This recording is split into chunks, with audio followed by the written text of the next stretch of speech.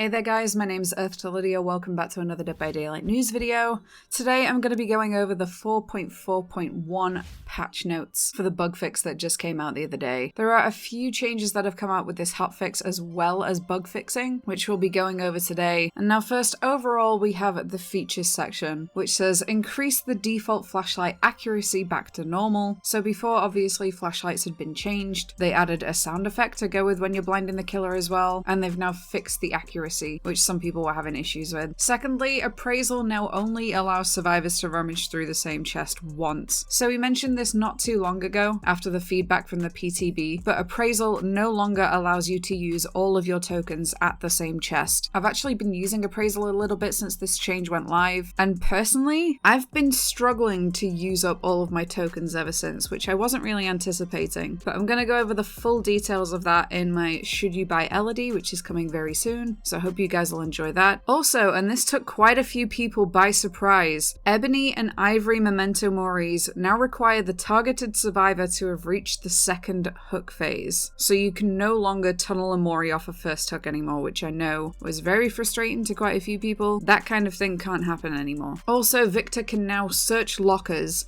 If a survivor is found inside, the player will be sent back to control Charlotte, while Victor will block the survivor in the locker for up to 10 seconds. So Victor has a short little animation where he's clinging to the outside of the locker, which holds the survivor in the locker. In terms of content, they've actually tweaked Hoarder as well. So Hoarder now has an increased distance at which the survivor locations are revealed from, now up to 64 meters. They've also removed the stipulation that it increases the rarity of items found in chests. So now you can bring this in and it's not going to increase the chances of the survivors finding keys in chests anymore, or anything else like that. Now on for the actual bug fixes. There is a whole host of bug fixes as well. If you want to see each one individually, then you can pause the screen right now. And to go along with this, Dead by Daylight actually released a statement to go along with these patch notes regarding how buggy the release was of Binding of Kin. So if you go over to the statement, they've said, we're a week from the release of the 4.4.0 update, and we want to take a minute to acknowledge this release brought more known issues and bugs than usual, and for that we would like to apologize. We'd like to first pull back the curtain and offer some insight into our decision to release the update in its current state, as well as what our next steps are going forward. So it asks why. To start, this past chapter has been one of the most ambitious ones yet. The twins are a very complex killer to create, essentially working on two separate killers. While we like to push the limits on what we can do with our new characters, that unfortunately brings with it more issues to be ironed out before their release. In order to push an update, we need to create a version of the game and submit it for approval on each platform in advance.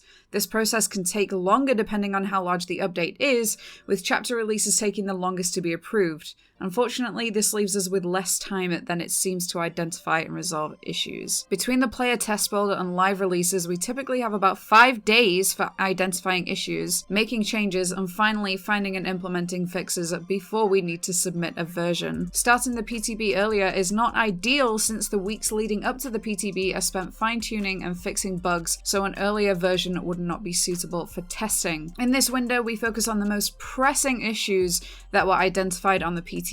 Once the update is submitted, we immediately start working on the first bug fix patch, which usually needs to be submitted a day or two after the update hits the live version of the game. This is why you may notice that the first bug fix patch focuses mostly on lingering issues from the PTB. To address the elephant in the room, why wasn't the update delayed in that case? This is always a very difficult decision to make. Delaying an update would give us some much needed time to fix more issues that were reported during the PTB. But on the other hand, the feedback that we receive from the live release is invaluable. The live release gives us visibility on other platforms, and the amount of feedback and reports that we receive from the live updates makes identifying, reproducing, and fixing certain bugs much quicker. With the holidays quickly approaching, we want to make sure that we have room to release bug fix patches. The last thing we want is to release a big update at the last second and potentially leave the game in rough shape over the holidays. There's bound to be discussion about whether or not this was the right decision, and understandably so. We're taking feedback to this into consideration very seriously for the future. So this is where I want to hear from you guys. because they've said here that they want to listen to feedback, so we need to give it. Personally, this is something that I've said for a long time now, but as there's so much coding that's now in the game, I feel like that means that there is so much more that can go wrong, as it's not like it was back in 2016 where you only knock out 5 or 6 other killers or characters in the game. We now have over 20 killers which each have their own unique abilities, and as we saw with this update,